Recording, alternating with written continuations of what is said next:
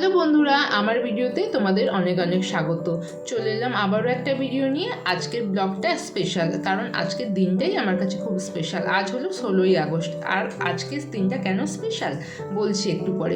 সবার আগে নিজের ঘরটা আজকে গুছিয়ে নিচ্ছি এই স্পেশাল দিনের জন্য। কিছুই না, বেডশিটটা চেঞ্জ করে দিচ্ছি, যার জন্য রুমটা একটু ফ্রেশ ফ্রেশ লাগে। আর তার সাথে বাড়ির জানলার পর্দাগুলো পাল্টে দিচ্ছি, যাতে আরও সুন্দর দেখায় আমার ঘরটা। আর স্পেশাল দিনে সব কিছু নতুন করে সাজিয়ে গুছিয়ে রাখতে খুবই ভালো লাগে। হ্যাঁ, ব্লগের শুরুতেই বলছিলাম আজকের দিনটা কেন স্পেশাল, কারণ বাবা মার পরে যে তোমার জীবনে সব থেকে স্পেশাল, তারই আজকে স্পেশাল দিন। বুঝতেই পারছো, হ্যাঁ, আমার বরের আজকে জন্মদিন। আজকে 16ই আগস্ট আমার বরের জন্মদিন। এই দিনটা আমার কাছে খুব স্পেশাল। যখন থেকে বিয়ে হয়ে এসেছি এই দিনটা খুব ভালো করে ওর জন্য স্পেশালি সব কিছু করার চেষ্টা করি। তার জন্যই সকাল থেকে আগে নিজের ঘর পরিষ্কার করে ওর মাইন্ডটা ফ্রেশ করলাম, তারপরে চলে এলাম ব্রেকফাস্ট বানাতে। আজকে ব্রেকফাস্টে করছি কাবুলি ছোলার ঘুগনি, সঙ্গে নানপুরি। কাবুলি ছোলাটা আমি রাত্রিবেলা ভিজিয়ে রেখেছিলাম। এখানে আলুগুলো ছোট ছোট ঘুগনির আকারে কেটে নিয়েছি।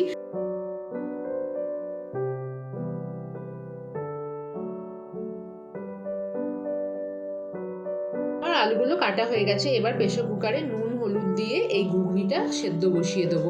তারপরে আদা রসুন পেঁয়াজ বেটে নিয়ে আমি মশলা দিয়ে ঘুগনিটা কষিয়ে নিয়ে নেব। এদিকে ততক্ষণে আমি ময়দাটাও মেখে নিচ্ছি। কাবুলি ছোলাটা সেদ্ধ হোক, ময়দাটা রেডি করছি।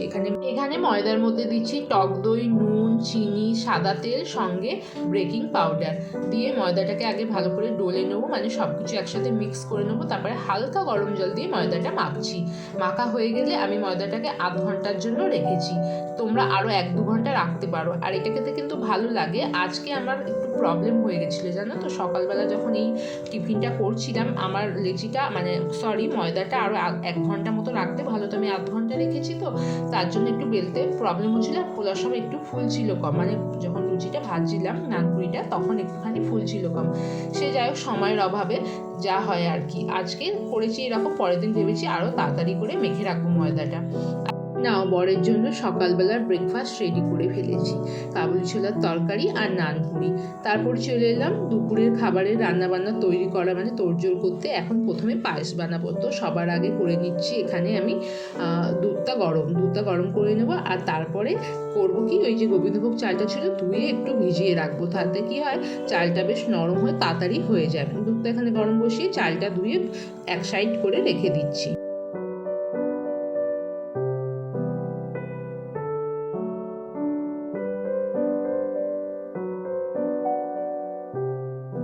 আমার এখানে দুধে বলক চলে এসেছে, তো তাই জন্য চালটা দিয়ে দিলাম। মানে দুধটা একদম টকবক করে ফুটছে, তখনই আমি পায়েসের চালটা দিই। তার মধ্যে তেজপাতা আর দিয়ে দিলাম গোটা এলাচ দিয়ে। এটা এখন ফুটতে থাকুক, ততক্ষণ আমি মাংসটা রেডি করে নিই। আমি মাটনটাকে প্রথমে টক দই দিয়ে মেখে নেবো। তারপরে আধ ঘন্টা মতো রেখে দিয়েছিলাম। আমার বর বলেছে জন্মদিনে বেশি কিছু আইটেম করবে না, আমি বেশি খাবার একসাথে খেতে পারি না। তার জন্যই খুবই সামান্য করেছি আয়োজন, যাতে ও খেতে পারে সব কিছু। তো এখানে মাটনটাকে আমি দই দিয়ে মেখে নিলাম। তারপরে একটা মশলা রেডি করলাম। আমি সব মশলা একসাথে বেটে নিই। আদা, রসুন, পেঁয়াজ, গোটা গরম মশলা, গোটা জিরে, গোটা ধনে, শুকনো লঙ্কা, এমনকি লঙ্কা গুঁড়োটাও আমি মিক্সিতে দিয়ে দিই, মানে ওই মশলার সাথে মিশিয়ে একসাথে সব বেটে নিই। তারপরে এদিকে আমি তেল গরম করে পেঁয়াজটা দিয়ে মেখে রাখা মাটনটা, মানে দই দিয়ে মেখে রাখা মাটনটা দিয়ে হালকা নাড়িয়ে চাড়িয়ে উপর থেকে ঢাকা দিয়ে দিলাম। কিছুক্ষণ হোক, ততক্ষণ এখানে আমার পায়েস রেডি হয়ে গেছে, মানে চাল সেদ্ধ হয়ে গেছে। এর মধ্যে চিনি আর কাজু কিশমিশ দিয়ে ভালো করে নাড়িয়ে চাড়িয়ে গ্যাসটা বন্ধ করে দিলাম। আচ্ছা, এখানে মাটন থেকে কত জল বেরিয়েছে দেখো। জলটা শুকিয়ে যাওয়ার পর আমি বেটে রাখা মশলাটা দিয়ে দিলাম। আচ্ছা, তোমরা কারা কারা এইভাবে মাটন রান্না করো? আমি কিন্তু এইভাবেই করি। আচ্ছা, তার মধ্যে শুধু হলুদ গুঁড়ো আর নুন দিয়ে এবার মাটনটাকে আমি কষাতে থাকবো যতক্ষণ না একদম তলা লেগে যাচ্ছে। খুব কষাবো, খুব মানে একদমই ভালো করে এটা কষিয়েই যাবো যতক্ষণ না তলা লাগছে। এই যে মাটনটা কষানো হয়ে গেছে, আর আমি জল দিয়ে দিলাম। তারপরে মাটনটাকে আমি প্রেসার কুকারে ঢেলে দিলাম, কারণ আমি এটা প্রেসার কুকারেই সেদ্ধ করব। প্রেসার কুকারে ওই 6টা মতো সিটি করব। আচ্ছা, তার মধ্যে দিয়ে দিলাম ডুমো ডুমো কেটে রাখা ভেজে রাখা আলু। তার মধ্যে দিলাম শাহি গরম মশলা আর পরিমাণ মতো জল দিয়ে ঢাকাটা লাগিয়ে একদম 6টা সিটি দিয়ে রেডি করে নেবো মাটনের লাল ঝোল, কারণ আমার বর এটা খেতে খুব ভালোবাসে। এবার ওর জন্মদিনে স্পেশাল দুপুরের মেনুটা রেডি করে নিচ্ছি, মানে খাবারের জায়গাটা। তো এখানে ভাত করেছি, উচ্ছে ভাজা, কুমড়ো ভাজা, বেগুন ভাজা, পমফ্রেট মাছের সর্ষে দিয়ে ঝাল, সঙ্গে মাটনের লাল ঝোল, চাটনি, পাঁপড়, মিষ্টি, পায়েস, মিষ্টি 5 রকমের আনানো হয়েছিল।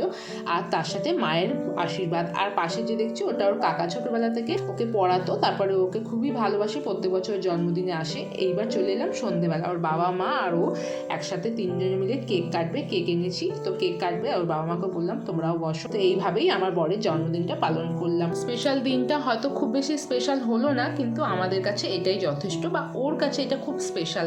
ও বেশি কিছু আয়োজন পছন্দ করে না, খুব হালকা ফুলকা করবে। তাতেও কেকটা আনতে দিচ্ছিল না, আমি জোর করে কেকটা আনিয়েছি। আজকের দিনটা তোমার জীবনের সব সুন্দর দিনগুলোর মধ্যে একটা হয় যেন। হাসি খুশি থেকো, সুস্থ থেকো, ভালো থেকো, আর আমাদের এই ছোট্ট সংসারটা ভালোবাসায় ভরপুর হয়ে থাকুক, এই শুভকামনা জানিয়ে আজকে আমার এই ভিডিওটা শেষ করলাম।